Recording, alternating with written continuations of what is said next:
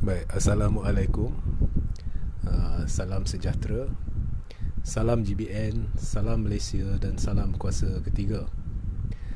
Baik, hari ini saya buat live awal pagi ya. So saya buat live awal pagi sebab saya jangka hari ini akan berlaku perkembangan tertentu yang mungkin memerlukan saya buat live lagi satu sebelah petang. Jadi tak pastilah. So lebih baik saya settle isu ni dulu, iaitu perkembangan semalam ya, berhubung mesyuarat MKT UMNO yang berlangsung, supaya jika ada perkembangan baru boleh saya buat live berasingan. So itulah tujuan saya buat live pagi ni. Jadi kalau ada yang tertanya lah mengapa tiba-tiba buat live pagi ya. Okey. Jadi tanpa melengahkan masa, so saya mulalah sebab ramai tak tahu saya nak buat live belah pagi. Jadi saya rasa saudara-saudari tahu semalam berlangsung satu mesyuarat MKT UMNO atau Majlis Kerja Tertinggi UMNO, atau ada orang panggil Majlis Kepimpinan Tertinggi UMNO, iaitu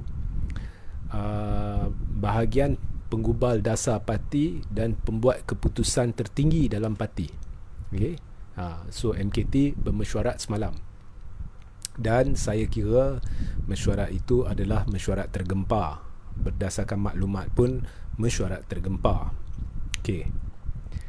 Jadi mesyuarat itu amat menarik sebab ada dua kenyataan yang teramat pelik yang telah dibuat. Ya, amat pelik, dan saya akan buktikan. Saya bukan sekadar nak bercakap sahaja, saya akan buktikan, hujahkan betapa peliknya kenyataan ini, dan kemudian kita akan sama-sama lihat satu maksud tersirat di dalam kenyataan itu yang ditujukan kepada Ismail Sabri. Okey. Jadi untuk memahami kenyataan itu terlebih dahulu, saya ingin membawa perhatian saudara-saudari, ataupun saya ingin ringkaskan satu perkara supaya pemikiran anda lebih objektif dan lebih mudah anda fahami apa yang saya akan hujahkan seterusnya. Jadi kita tahu, berdasarkan live saya semalam ya, sila rujuk YouTube Regi Jesse Ritaudin selepas live ini, di mana anda boleh dengar hujah saya semalam. Kita tahu kluster mahkamah terdesak nak buat pilihan raya awal. Kita tahu kluster mahkamah nak bubar parlimen seawal yang mungkin. Kalau esok boleh bubar parlimen, kluster mahkamah akan cukup gembira.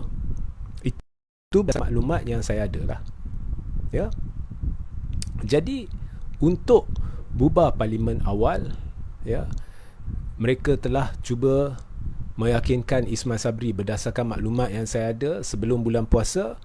Rabu, mesyuarat kabinet Rabu tu, lepas tu kalau boleh menghadap Agong minta parlimen bubar.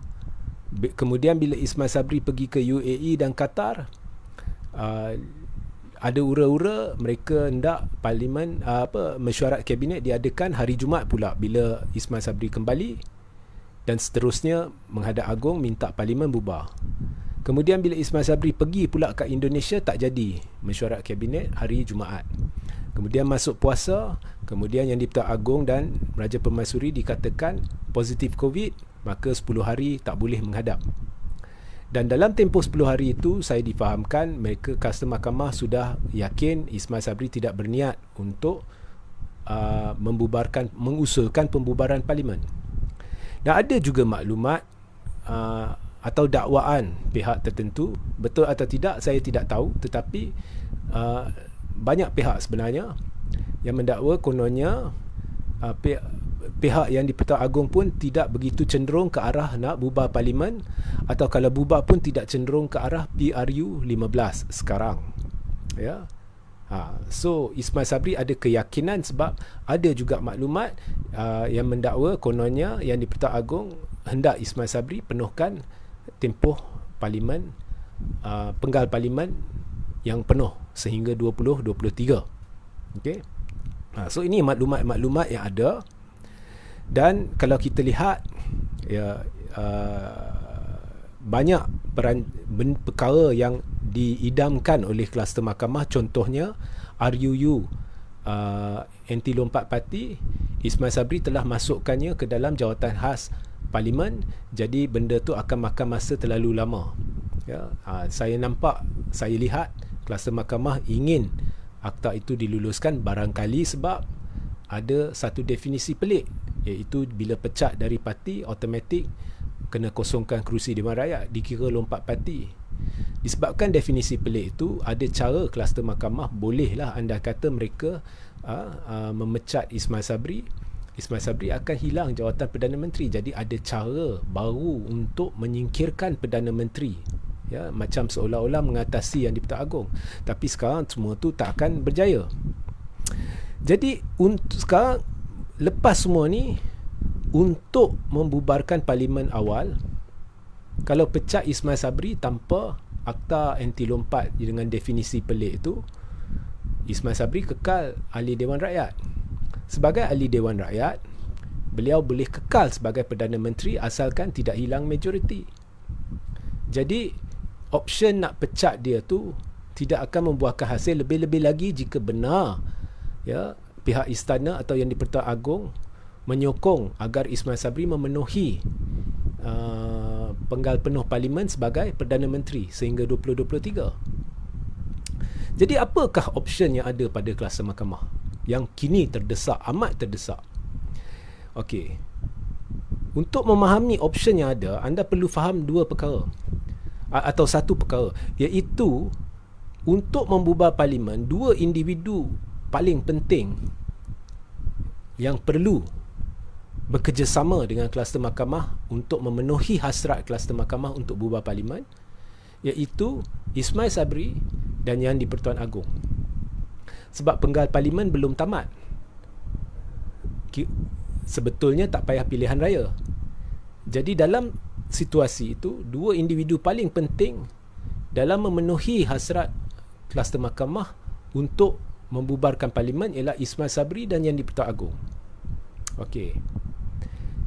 Jika kluster mahkamah ingin bubar parlimen cepat, mereka perlu yakinkan Ismail Sabri untuk setuju mengusulkan pembubaran parlimen. Jika Ismail Sabri setuju, ianya dibawa kepada Yang di-Pertuan Agong, dan kemudian ianya terletak kepada Yang di-Pertuan Agong sama ada hendak bubar atau tidak. Ya, itu satu jalan. Jalan kedua, kluster mahkamah tarik sokongan terhadap Ismail Sabri. Kemudian kluster mahkamah menghadap Yang di-Pertuan Agong dan cuba menampilkan bukti, ya, bahawa Ismail Sabri hilang majoriti, iaitu bukti akuan bersumpah. Dalam senario ini, ya, Yang di-Pertuan Agong ada budi bicara, sama ada dia nak meneliti akuan-akuan bersumpah itu atau bukti yang ditunjukkan oleh kluster mahkamah kononnya Ismail Sabri hilang majoriti, kalau tuanku nak layan bukti ini, atau kalau tuanku nak kata saya tak nak layan bukti ini sebab dalam Perlembagaan Persekutuan memang tak ada pun akuan bersumpah, ya.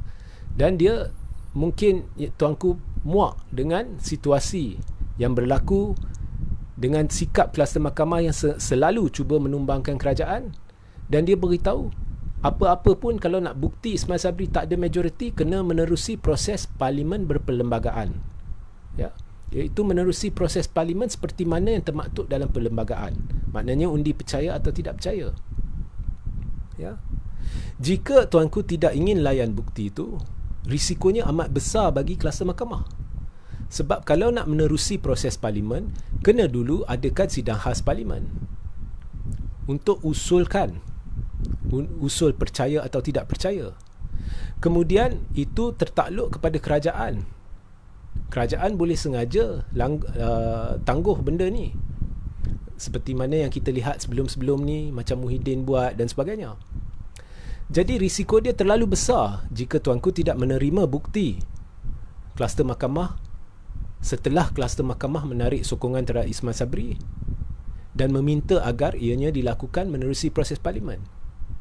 Sebaliknya, andai kata tuanku tiba-tiba setuju untuk melihat bukti, ya, kluster mahkamah telah tarik sokongan. Setelah meneliti bukti itu, andai kata tuanku membuat apa yang tuanku buat dulu ketika langkah Sheraton. Dia panggil semua MP dan dia nak lihat siapa yang ada majoriti. Ya. So dalam proses itu boleh jadi pelantikan Perdana Menteri baru jika ada mana-mana individu yang ada majoriti, terbukti ada majoriti. Jadi dua individu yang paling penting sekarang bagi kluster mahkamah ialah Ismail Sabri dan Yang di-Pertuan Agong. Babak Yang di-Pertuan Agong kita tahu, itu memang dalam perlembagaan persekutuan. Tapi babak Ismail Sabri ni sebab penggal dia belum tamat. Penggal parlimen belum tamat dan dia masih Perdana Menteri. Jadi kluster mahkamah setelah semua jalan lain dah buntu, akta lompat parti, anti lompat parti ni semua dah masuk jawatan kuasa khas, akan ambil masa yang lama. Sekarang mereka terpaksa memilih. Kluster mahkamah kena pilih. Nak minta Ismail Sabri, yakinkan Ismail Sabri untuk menghadap Yang di-Pertuan Agong dan bubar parlimen. Setakat ni gagal. Mereka dah tekan tapi gagal. Tapi option pertama, terus cuba meyakinkan Ismail Sabri untuk menghadap Agong. Atau option kedua, tarik sokongan terhadap Ismail Sabri dan ambil risiko. Harap-harap Agong terima bukti penarikan sokongan itu dan Agong meminta semua MP menghadap. Risiko tu terpaksa diambil. Kalau tidak, Agong tidak ingin melayan bukti itu, kantoi kluster mahkamah. Jadi nampaknya kluster mahkamah mengambil option pertama dulu. Sekarang ni setelah gagal menekan Ismail Sabri untuk mengusulkan pembubaran parlimen, apa yang sedang dibuat adalah untuk meyakinkan Ismail Sabri bahawasanya jika beliau bersetuju untuk mengusulkan pembubaran parlimen, maka beliau akan menjadi calon Perdana Menteri Barisan Nasional pada PRU 15. Bukankah ini yang telah saya beritahu akan berlaku dulu? Dulu-dulu dah beritahu kan? Ismail Sabri, hubungan dia dengan kluster mahkamah teruk. Jika dia setuju bubar, masa depan dia dalam UMNO ni habis. Dia tak akan jadi Perdana Menteri. Silap-silap tak dicalonkan bagi kerusi parlimen. Jadi dia perlu hitam putih daripada Zahid atau kluster mahkamah atau MKT bahawa bukan hanya dia akan dicalonkan sebagai MP, dia akan kekal calon Perdana Menteri. Baru dia ada sesuatu untuk dipegang agar dia setuju untuk bubar parlimen. Itu pun lepas dia bubar parlimen, dengan adanya hitam putih sekalipun, bila parlimen dah bubar, semuanya terletak kat tangan Presiden Parti. Esok lepas menang, Presiden Parti tidak semestinya perlu ikut apa-apa yang tertulis dalam hitam putih itu. Dan benda ni tak boleh diambil tindakan dalam mahkamah. Jadi apa-apa janji Presiden Parti ataupun MKT dan sebagainya kepada Ismail Sabri tidak boleh memberi kepastian 100% ianya akan dipenuhi. Kerana jika pendirian Ismail Sabri, dia tidak ingin masuk campur urusan kes-kes mahkamah, ini memang betul. Tapi kita lihat Ahmad Maslan sendiri mengaku dulu UMNO tidak berpuas hati dengan Muhyiddin sebab kes-kes mahkamah. Jadi Ahmad Maslan sendiri telah memberi petanda mereka mengharapkan bantuan. Jadi kalau Ismail Sabri tak nak bantu, menurut kenyataan yang Ahmad Maslan buat, bukan saya buat ya, dulu memberi petanda bayangan mereka hendak bantuan. Jadi kalau lantik balik Ismail Sabri, bukannya keadaan akan berubah bagi kluster mahkamah. Jadi tak logik mereka akan kekalkan Ismail Sabri sebagai Perdana Menteri. So mereka hendak, yang saya difahamkan, Najib atau Zahid ya, untuk jadi Perdana Menteri, khususnya Najib ya. Jadi sekarang ni bukti yang paling meyakinkan Walaupun tidak 100% satu kepastian, ialah jika hitam putih diberikan menyatakan Ismail Sabri akan jadi calon Perdana Menteri.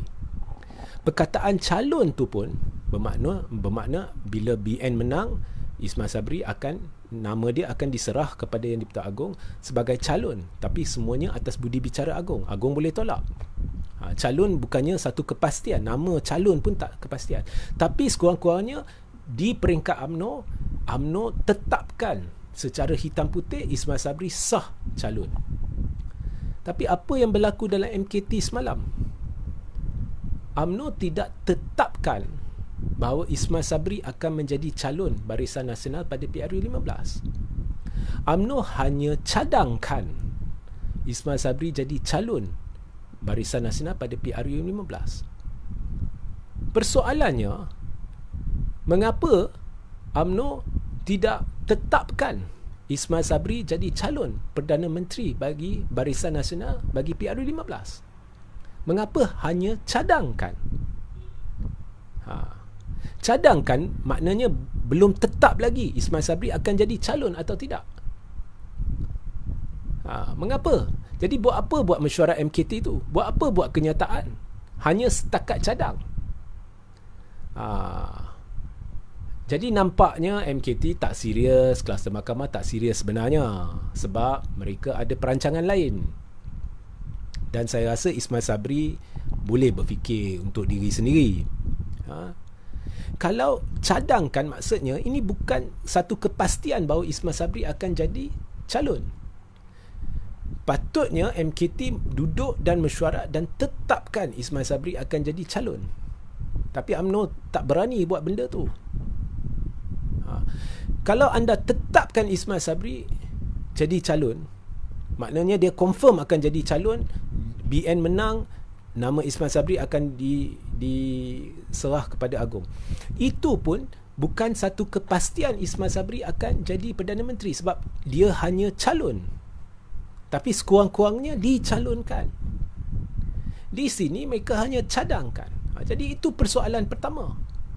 Dan persoalan kedua, kalau benar kluster mahkamah ni serius nak jadikan Ismail Sabri calon Perdana Menteri, mengapa buat mesyuarat MKT hanya sekadar mencadangkan Ismail Sabri, tapi pada PAU baru-baru ni tak ditanya kepada perwakilan, mendapat persetujuan perwakilan untuk mencalonkan Ismail Sabri sebagai Perdana Menteri.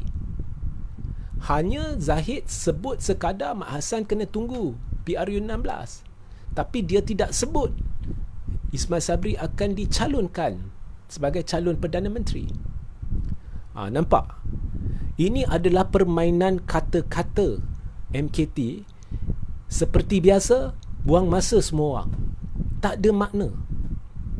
Media bawa, ada media bawa UMNO sebulat suara sokong Ismail Sabri. Itu tak tepat. Media laporkan dengan cara tak tepat. Bila anda ada dua perkataan situ yang penting, mencadangkan dan calon. Calon itu sendiri bukan satu kepastian. Maknanya anda calon, tapi Agong boleh tolak. Tapi sekurang-kurangnya anda sah calon. Tapi ini anda mencadangkan, bermakna tidak pasti Ismail Sabri akan jadi calon ke tidak. Jadi buat apa buat kenyataan? Buat apa buat mesyuarat dalam saat genting ni? Jadi dalam keterdesakan ini pun UMNO tidak boleh buat kepastian, bermakna mereka ada agenda lain. Ini yang saya nampak. Ya.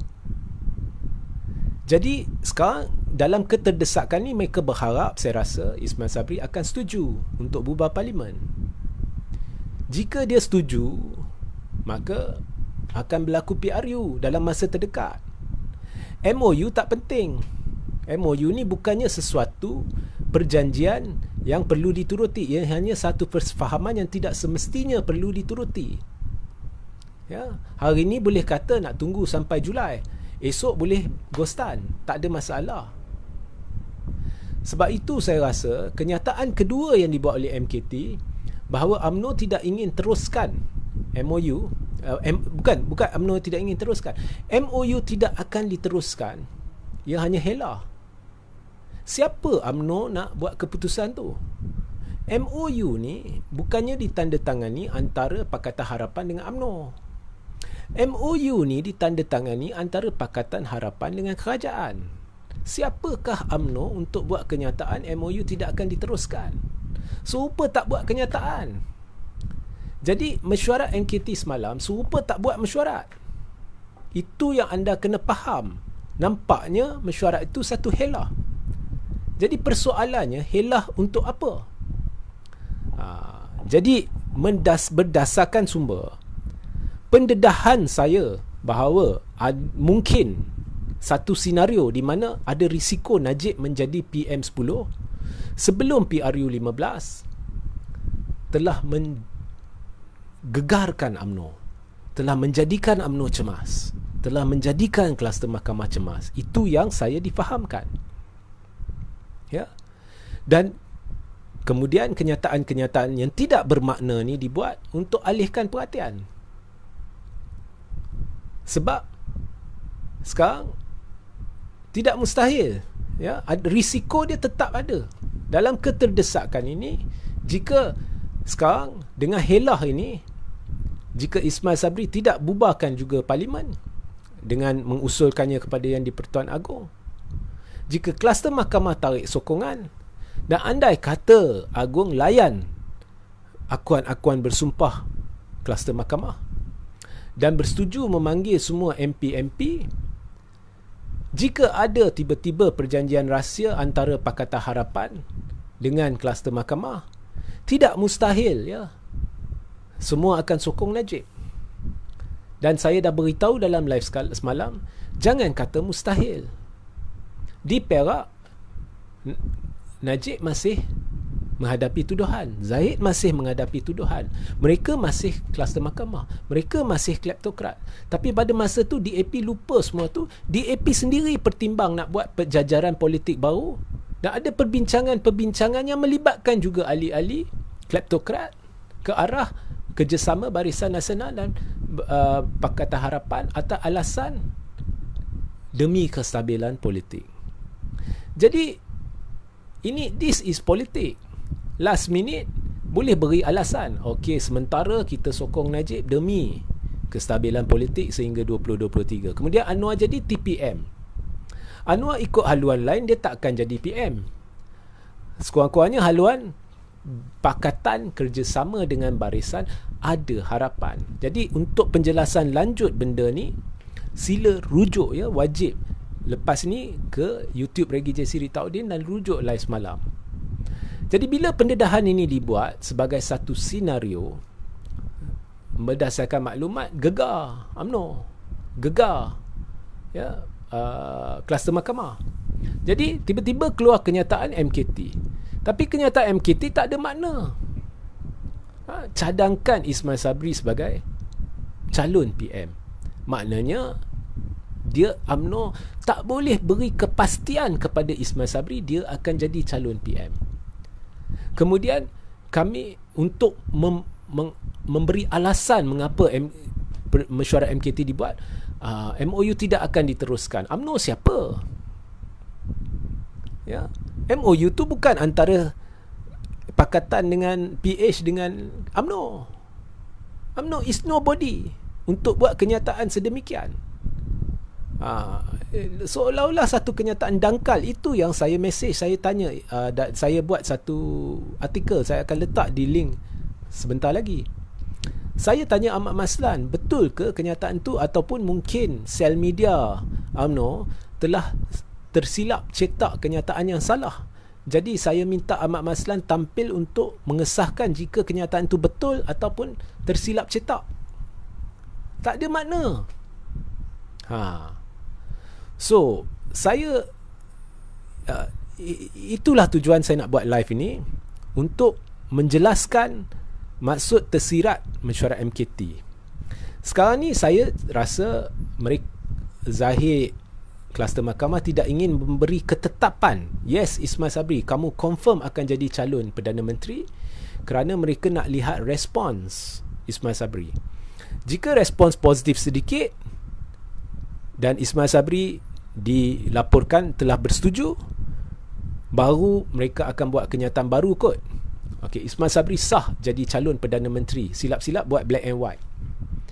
Kemudian mereka harap Ismail Sabri akan usulkan pembubaran parlimen secepat mungkin. Bukannya tunggu sampai Julai. Kalau kau tak percaya apa yang saya kata, cuba lihat PAU cukup. Bila Ismail Sabri kata jika ada bukti bahawa BN boleh menang, dia tidak akan tunggu sesaat pun, Zahid terus gembira. Zahid terus terapung sampai ke siling PWTC. Jadi itu bermakna mereka tidak sanggup tunggu sampai Julai. Tetapi jika respons Ismail Sabri tak positif, dalam masa terdekat saya jangkakan akan berlaku langkah kedua, iaitu tidak ada pilihan, cuba tarik sokongan. Kemudian semuanya terletak kepada Agong, sama ada Agong nak layan akuan bersumpah atau tidak. Jika tak layan, Agong berkata perlu rujuk kepada parlimen, kantoilah kluster mahkamah. Sebab kerajaan Ismail Sabri boleh tarik je atau tak buat pun. Undi percaya, undi tidak percaya ni. So terdesak, memang terdesak. Kenyataan MKT semalam tidak ada makna langsung. Ianya sebenarnya untuk memberi mesej, saya rasa, kepada Ismail Sabri. Okey, sekarang kita bersedia untuk menetapkan anda jadi Perdana Menteri. Jadi adakah anda bersedia untuk bubar parlimen? Itu je. Ya. Dan saya tidak percaya walau sesaat pun bahawa kluster mahkamah biarpun berjanji Ismail Sabri akan jadi calon PM, saya tidak percaya Ismail Sabri akan jadi calon PM akhirnya. Akhirnya saya tidak percaya Ismail Sabri akan jadi calon PM, dan saya yakin Ismail Sabri pun tahu benda ni. Okey. Saya percaya semuanya akan menghala akhirnya kepada kluster mahkamah tarik sokongan. Okey. Dan MKT ni respon dia semalam, dia buat secara terbuka, secara umum, sebab mungkin seperti mana yang saya cerita, UMNO digegarkan dengan berita ada risiko Najib jadi PM10. Berdasarkan maklumat, memang itu satu percubaan yang akan dibuat sebelum PRU15 ya, bukan sebelum lepas. Maknanya Najib jadi PM sampai 2023. So inilah penjelasan saya, dan saya hendak pastikan benda ini dilihat dari sudut perspektif yang betul, sebab banyak kenyataan media salah. UMNO umum sebulat suara ke apa ke sokong Ismail Sabri, itu kenyataan yang salah. Tak ada pun pengumuman bahawa UMNO sokong padu Ismail Sabri, tak ada. Ini satu cadangan yang dibuat oleh MKT, dan yang pelik, mengapa dia perlu buat kepada umum benda sampai mesyuarat MKT dan sebagainya. Benda ni boleh dibuat antara presiden. Kalau setakat nak buat kenyataan yang tidak bermakna ni, tak payah mesyuarat MKT. Presiden boleh hantar orang-orang dia jumpa Ismail Sabri, memberi tahu ketersediaan UMNO untuk mencalonkan Ismail Sabri, untuk lihat respons Ismail Sabri. Kalau positif, baru buat mesyuarat MKT dan kemudian tetapkan bahawa Ismail Sabri sah calon Perdana Menteri. Jadi ada udang di sebalik batu mengapa ianya dibuat secara umum. Kerana barangkali UMNO juga bukan hanya nak beri isyarat kepada Ismail Sabri, nak beri isyarat kepada Muhyiddin dan sebagainya. Okey. So sebagai penutup, itulah saya amat berharap, dan saya rasa rakyat amat berharap bahawa kita boleh akhiri semua ni sekarang juga, sekiranya Yang di-Pertuan Agong mengisytiharkan darurat politik. Dan selepas darurat politik boleh diadakan maghiran atau The Rakyat's Council bagi mengatasi masalah-masalah ni. Kerana kita lihat di Johor, pilihan raya, sistem pilihan raya dah gagal kerana rakyat tidak yakin. BN menang 2/3 tetapi tidak disokong oleh lebih 3/4 rakyat pengundi berdaftar. Jadi dari sudut prinsip, dari sudut moral, pilihan raya dah gagal. Dan jika di Johor, masalahnya tidak akan selesai untuk 5 tahun akan datang dalam situasi sebegini. Jadi negara kita tak bersedia untuk pilihan raya. Pelabur tidak akan yakin dengan negara kita. Dia tidak yakin dengan sistem kerajaan. Kita buat sementara waktu kena lari dari sistem kerajaan dan adakan satu majlis bagi mentadbir urus negara dalam suasana darurat politik supaya politik boleh direhatkan buat sementara waktu. Ya. So itulah sebaik-baiknya. Dan itulah niat saya membuat live ini. Ya. Jadi sekian sahaja. Saya rasa akan ada perkembangan-perkembangan dalam masa-masa terdekat ni. Ya. Kerana sekarang kluster mahkamah barangkali tengah tunggu respon daripada Kem Ismail Sabri sebelum langkah seterusnya diambil. Ini adalah puak terdesak yang sedang memporak-perandakan negara. Jadi kalau ada yang tanya, Laskar tanya, kau masuk campur urusan UMNO buat apa? Ini bukan urusan UMNO lagi.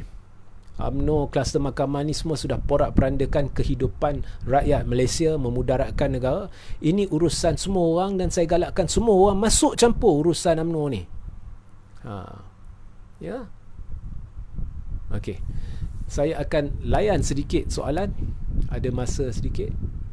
Dan kalau ada soalan yang saya tidak yang terlepas di atas, anda boleh ulangnya. Asma Laili, PRU 15, rakyat akan buat pilihan yang tepat lepas ni. BN UMNO melahirkan pemimpin rasuah perosak. Terima kasih Asma.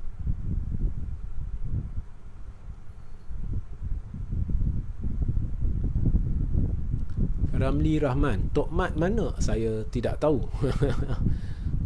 Tok Mat, dia sekarang adun, dia bukannya MP. Jadi selagi tidak ada PRU 15, selagi tidak beliau tidak bertanding kerusi parlimen, beliau sebenarnya tidak layak jadi PM.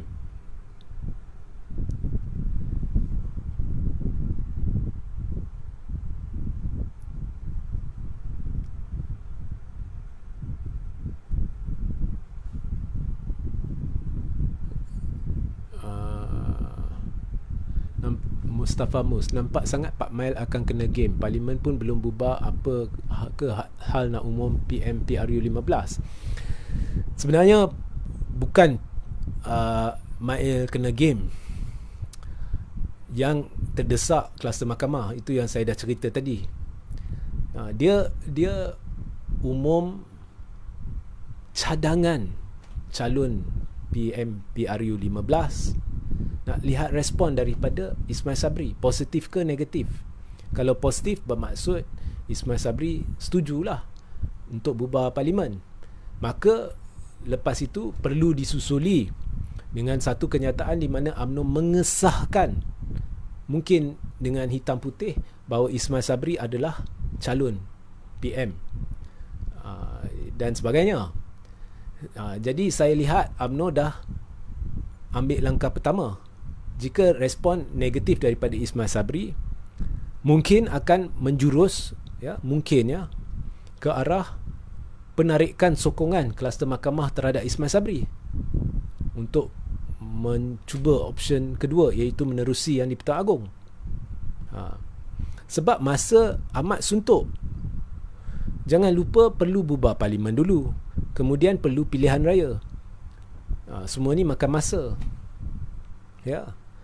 So ikut perancangan mereka dah nak bubar lama dah. Jadi ada lagi satu dalam kenyataan MKT, UMNO akan buat mesyuarat Perhimpunan Agung UMNO khas. Kalau Perhimpunan Agung tergempar, EGM, dari sudut perlembagaan dan ROS dan sebagainya, logik. Tapi dalam ROS, akta pertubuhan, perlembagaan parti, saya kena cek dengan peguam, ada ke istilah Perhimpunan Agung UMNO khas? Setahu saya tak ada. Kalau tergempar ada EGM. Jadi mungkin adakah ini lagi satu kenyataan yang tidak masuk akal? So kita lihatlah. Haji Munani Mat Zain, kluster mahkamah semakin jiwa kacau. Lebih kurang macam tu lah. Lebih kurang macam tu. Tapi saya kekal dengan pendirian, risiko amat tinggi jika Yang di-Pertuan Agong melayan, andai kata kluster mahkamah tarik sokongan, kemudian Yang di-Pertuan Agong melayan akuan bersumpah dari kluster mahkamah sebagai bukti Ismail Sabri hilang majoriti, kemudian dia panggil semua MP, risiko tetap ada. Mungkin Pakatan akan sokong Najib sebagai Perdana Menteri. Mungkin ada perjanjian. Sebab sejarah tidak menipu dan kita tahu hari ini dia boleh serang Najib, tetapi esok boleh bincang jajaran politik baru, tiba-tiba kleptokrat lupa, tiba-tiba ini lupa, itu lupa. Asalkan Anwar ada kepentingan. Ya, so ada rakyat masih tak sedar betapa buruknya ekonomi negara. Buruk. Ada krisis-krisis yang bakal berlaku, saya difahamkan, tapi saya tidak ingin memasuki babak itu sebab nanti ianya akan merumitkan live ni. Ya.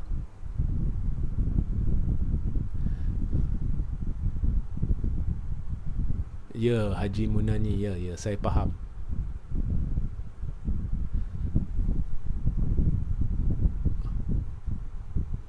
Mengikut, okey, ini soalan yang bagus ni, Anbe Sivam. Mengikut perkembangan terkini, adakah Regi menjangkakan Ismail Sabri akan bubar parlimen selepas raya? Okey. Politik ini sukar kita nak tahu apa sebenarnya niat MP-MP ni. Jangan lupa ini adalah gerombolan. Semuanya ada kepentingan. Semuanya berkisar di sekitar kuasa dan kedudukan, termasuk Ismail Sabri. Gerombolan inilah yang telah merampas kerajaan menerusi pintu belakang, memudaratkan negara,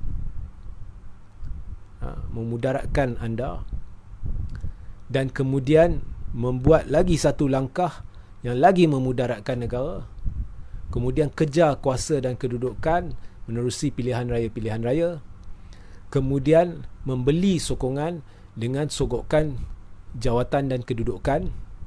Inilah gerombolan ini, MP-MP pengkhianat ini. Jadi nak jangka apa mereka buat sukar. Hari ini boleh A, esok boleh B. Contoh kita lihat Tajuddin dulu memang kluster mahkamah. Tiba-tiba sekelip mata sudah tukar pergi belah sana. Kita lihat orang boleh tukar sekelip mata. Kemudian hujah mereka pun berubah. Jadi amat sukar bagi saya ramal benda ni. Bila melibatkan gerombolan ini. Bagi saya bila melibatkan pengkhianat, jangan cuba ramal. Anda hanya boleh pertimbangkan kemungkinan-kemungkinan. Cuma setakat ini apa yang sedang dilakukan oleh Ismail Sabri dalam babak pembubaran ni setakat ni betul. Dia tidak layan kluster mahkamah. Esok kita tak tahu. Ya.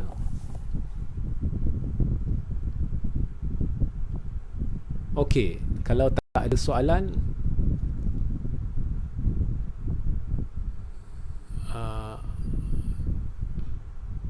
ya, okey, ada atas ni banyak saya tertinggal.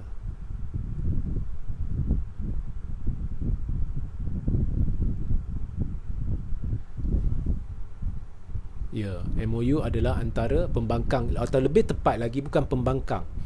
MOU adalah antara Pakatan Harapan dan Kerajaan, dan Pakatan Harapan dalam erti kata sebenar bukan lagi pembangkang jati.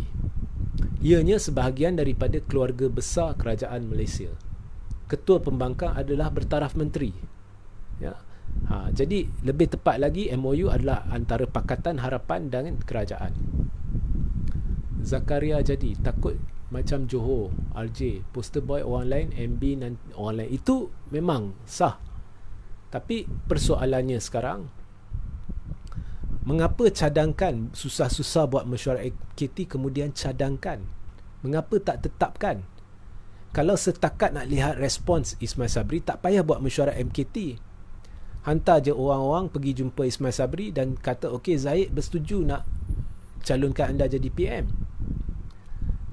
So nampaknya mesej MKT ni bukan hanya kepada Ismail Sabri, mungkin juga kepada PPBM dan PAS, bahawa kami bersedia untuk calonkan Ismail Sabri.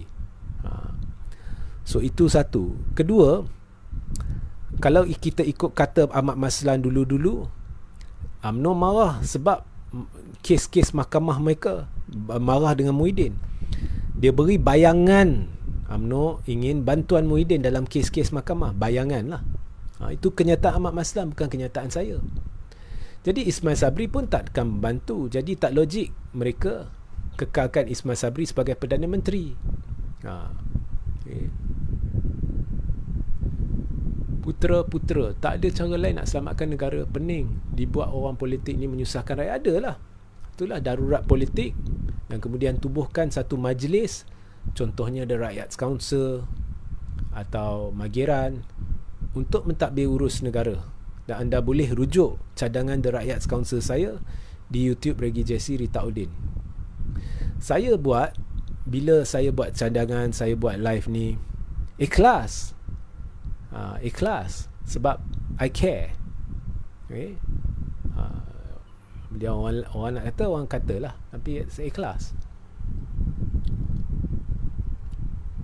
Okey, ramalan saya tidak ingin buat dulu.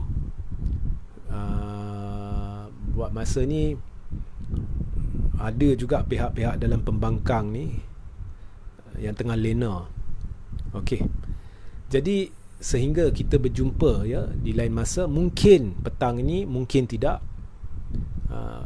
Jika ada perkembangan baru, saya buat live petang ni. Jika tidak, kita jumpa esok. Ya. Okey, Assalamualaikum, salam sejahtera, salam GBN, salam Malaysia dan salam kuasa ketiga.